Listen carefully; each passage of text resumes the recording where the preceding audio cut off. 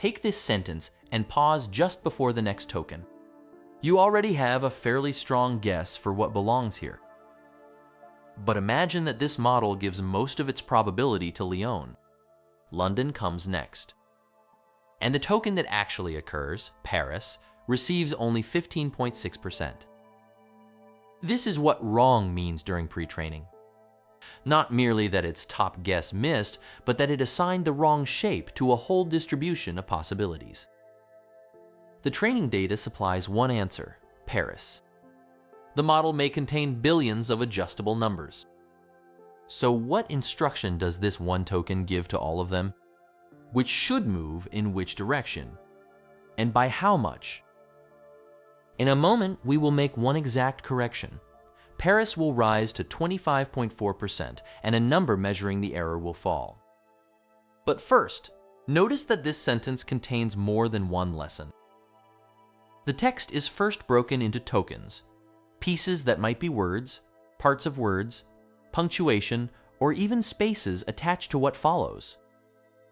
This particular split is just for illustration. What matters is the sequence.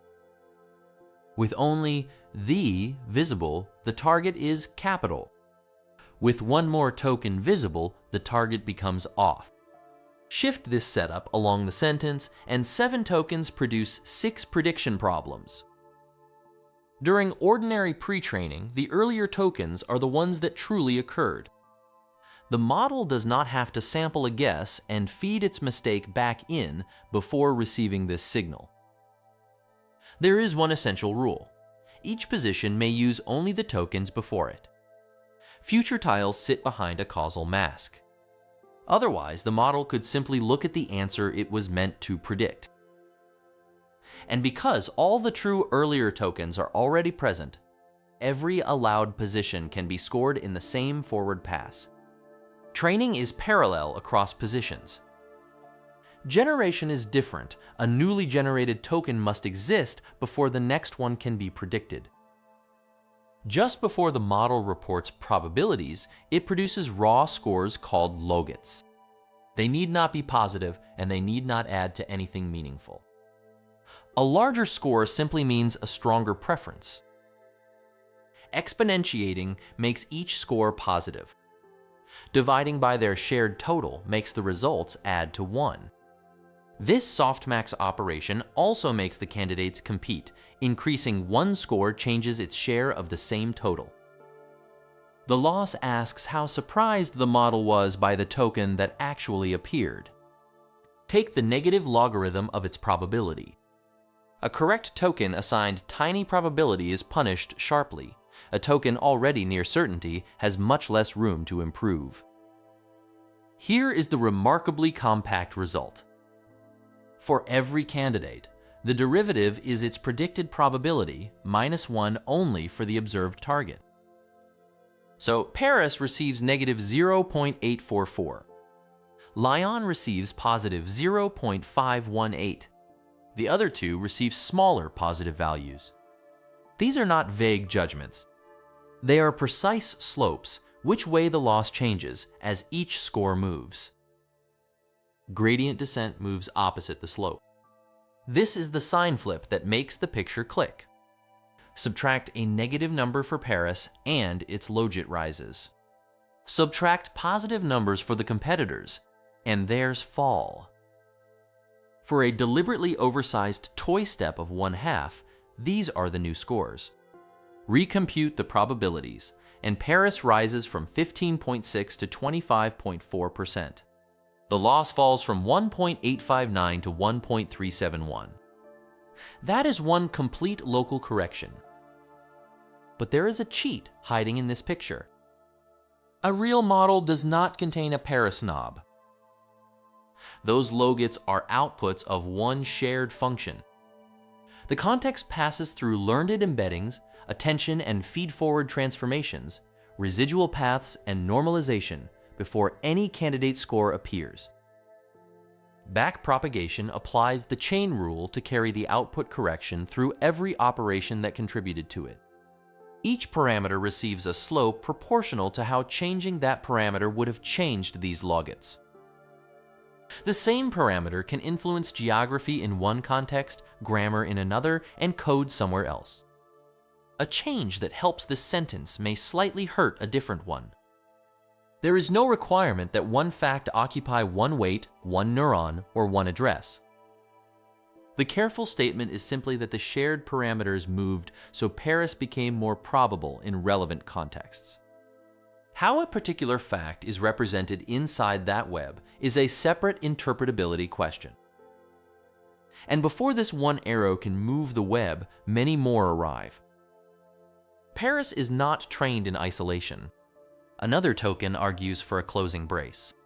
Another for a plural verb. Another continues a translation. And if the data contains a repeated misconception, its observed tokens cast votes too. Because the parameters are shared, these directions can reinforce, ignore, or partially oppose one another. A training batch collects many such slopes and averages them into one batch gradient. Picture millions of tiny arrows being vector summed, not millions of facts being written into slots. A global batch of 16 million target tokens is about 1,953 full sequences of length 8,192. That conversion is only for scale. Real batches contain varied packing and schedules. The optimizer does not merely obey the latest noisy arrow at full strength. Methods such as Adam or AdamW retain moving estimates of recent direction and scale for each parameter. They turn the batch gradient into a more stable update. The step size usually warms up, then gradually decays, so early instability and late overcorrection are both controlled. At a constant 16 million token batch, 15.6 trillion tokens would mean about 975,000 optimizer steps, but real runs change their batch and context schedules. The deeper question is, who chose which 16 million arguments get to vote? Train it on the internet makes the data sound like one object waiting to be poured into a model. It is not. The possible sources are selected snapshots and corpora, full of boilerplate, repetition, omissions, conflicting claims, and material that may never have been intended for this use. First, a pipeline tries to extract usable text, removing markup and navigation, normalizing encodings, detecting language, and rejecting malformed records. Even this determines which voices survive as text and which disappear as noise. Rules and learned classifiers may remove spam, low information pages, explicit content, or personal data. These filters can materially improve a model. But quality is not a neutral scalar handed down by nature. Every threshold encodes preferences and creates trade-offs. Deduplication asks whether training content repeats. Decontamination asks whether training content overlaps the questions reserved for evaluation. They are different jobs, and neither is perfect when copies are approximate or answers are paraphrased. The surviving documents are tokenized, packed into sequences to avoid wasted padding and usually shuffled. Decisions about document boundaries, long documents, and sampling order shape the contexts the model actually sees. None of these decisions sits outside learning. Remove a document and its gradients never occur. Repeat a domain and its gradients speak more often. The data pipeline is part of the learning algorithm because it decides which statistical arguments reach the shared parameters. In one study of the C4 corpus, researchers found a single 61-word English sentence repeated more than 60,000 times. To the loss function, repetition is emphasis. Each copy supplies nearly the same targets again. In that experimental setup, more than 1% of unprompted model output copied training text verbatim. Deduplication reduced memorized emission by about tenfold, while improving or maintaining accuracy with fewer steps. This does not make memorization vanish. It demonstrates that accidental frequency changes the pressure to reproduce a sequence. The same voting principle applies at the level of whole domains. One reported approximate pre-training mix for Llama 3, assigned half to general knowledge, 1/4 to mathematics and reasoning, 17% to code, and 8% to multilingual data. This does not manufacture a separate math module. It changes how often math-shaped prediction errors contribute to the shared update.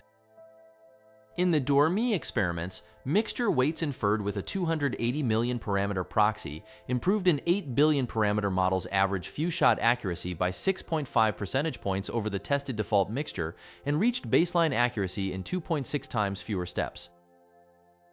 Curation is not housekeeping after the algorithm is chosen. It determines the algorithm's effective objective. But the number of votes is not unlimited. Suppose the training compute is fixed. A larger model does more work for every token. A longer dataset repeats that work more times. The same compute cannot purchase both without limit. For a dense transformer, a useful estimate is training compute equals roughly 6 times the number of parameters times the number of training tokens. Think about 2 operations per parameter token in the forward pass, with backpropagation costing roughly twice the forward work. Attention, embeddings, hardware kernels, and counting conventions make this an estimate, not an invoice. These 3 models make the allocation visible. GPT-3 had 175 billion parameters and trained on 300 billion tokens, only 1.7 tokens per parameter. Chinchilla used 70 billion parameters with about 1.4 trillion tokens. Llama 3's largest dense model paired 405 billion parameters with 15.6 trillion tokens. Chinchilla made the opportunity cost concrete.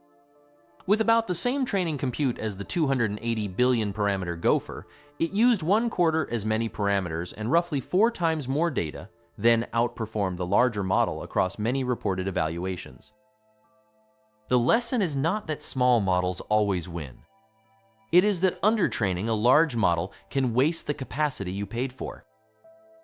Chinchilla's report states optimal values to be around 20 training tokens for every model parameter.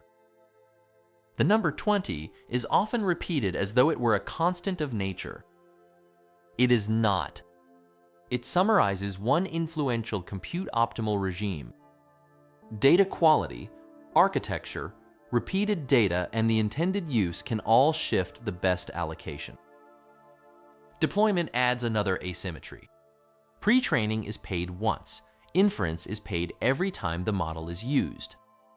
With enough future requests, training a smaller model for longer may be the better bargain.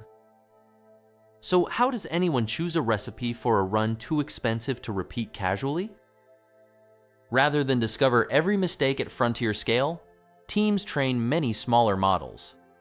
Vary the size, the token count, perhaps the learning rate or data recipe, and each run becomes one measured point.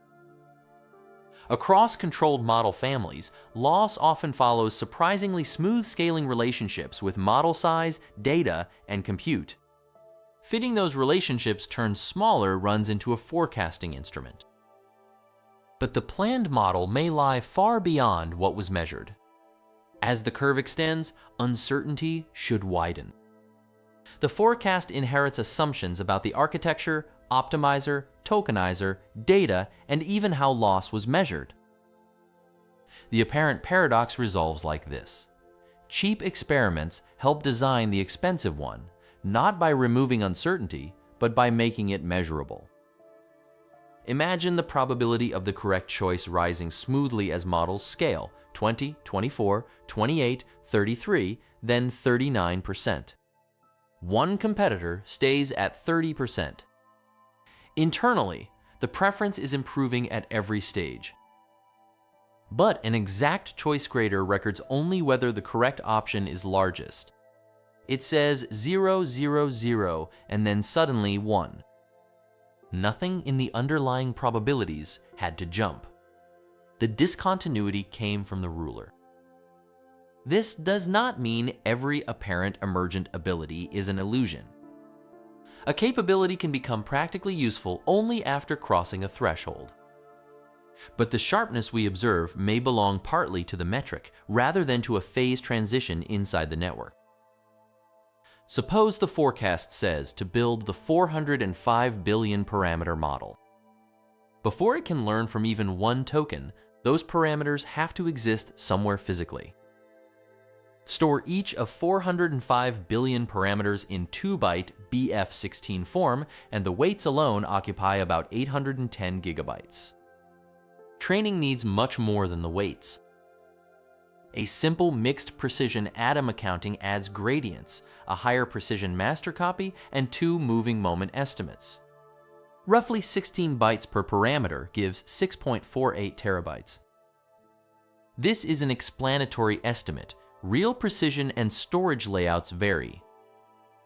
And backpropagation needs intermediate activations from the forward pass. Long contexts make those enormous. Temporary buffers and communication workspaces add more. The single machine picture has now failed for a visible reason. Data parallelism gives different microbatches to different workers, then combines their gradients. But simply copying this giant model and all its optimizer state onto every worker would preserve the memory problem. Tensor parallelism divides individual matrix operations across devices. Pipeline parallelism places different groups of layers on different devices, with staggered microbatches flowing through the stages. Context or sequence parallelism divides long token rows. Zero-style sharding partitions optimizer state, gradients, and eventually parameters instead of redundantly storing complete copies. The price of saved memory is communication. Activation checkpointing makes another trade. Deliberately forget some intermediate work, recompute it during backpropagation, and use the freed memory for a larger model, context, or batch. Even exact same attention math can run much faster when memory traffic is tiled carefully. At this scale, arithmetic and data movement are inseparable, and so is failure. Meta reported using 16,384 H100 GPUs for its largest Llama 3 model. In synchronous training, a required worker that slows down or fails can hold up the step for everyone.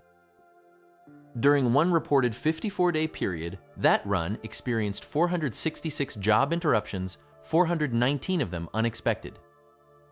Averaged out, unexpected interruption arrived every few hours, but the real failures were not a tidy clock. Recovery rewinds to a checkpoint containing more than weights, optimizer state, schedule position, random state, and progress through the data.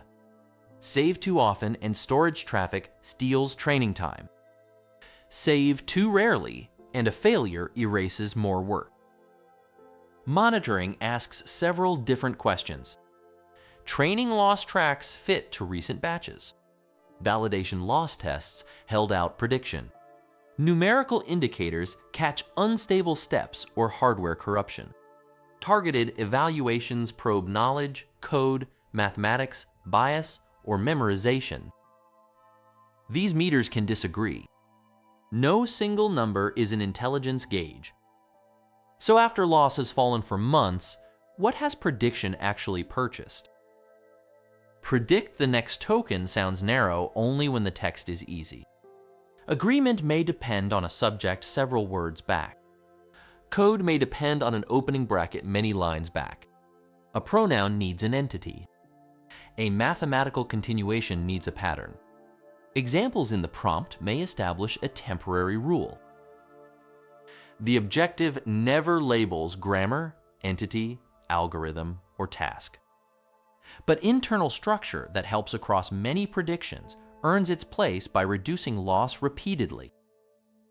The precise claim is, next token prediction creates pressure to model any structure that improves probabilities on the training distribution. Reusable structure can support generalization to a new sentence. The same model can also memorize and reproduce a rare training sequence. These are not rival theories where exactly one must be true. Both behaviors can coexist in the same parameters. At inference time, examples in the prompt can steer the continuation without changing the persistent parameters. This is in-context learning in a behavioral sense, not another optimizer step. The temporary rule lives in the active computation over the context. The observed target says which token occurred. It does not arrive with a universal truth label. A corpus contains accurate facts, fiction, persuasion, outdated claims, and contradictions. So fluent falsehood is compatible with the objective, not a mysterious corruption of it. Nor does lower loss settle permission, consent, representation, privacy, contamination, or environmental cost. Those are choices and consequences surrounding the optimization, not secret extra terms inside cross-entropy. The direct output of pre-training is a base model, a system trained to continue text. Put a question inside a document and it may answer. Imitate the document, continue with another question, or choose some other plausible continuation. It has not necessarily learned the conversational contract. Follow this user's request helpfully and safely. Instruction tuning, preference optimization, safety training, and related later stages use different data and objectives to shape how broad predictive capability is elicited and directed. This is post-training, and it should not be smuggled into the pre-training story. The distinction is large enough to overcome a 100-fold size gap. In the InstructGPT study's tested setting, human evaluators preferred a 1.3 billion parameter instruction-tuned model to base GPT-3 at 175 billion parameters. Now, trace the story backward. The assistant sits beyond a base model checkpoint. That checkpoint survived a distributed run. The run was chosen with forecasts and a compute budget. Its batches came from a constructed data mixture. Each batch combined millions of corrections flowing through shared parameters. Frontier pre-training never replaces this small correction with a mysterious new operation. It chooses which corrections occur, combines their competing pressures, and repeats the update at a scale that turns simple mathematics into a problem of data, compute, and engineering. The result is not an infallible database. It is a much better predictor. And the operation at its center is still this one.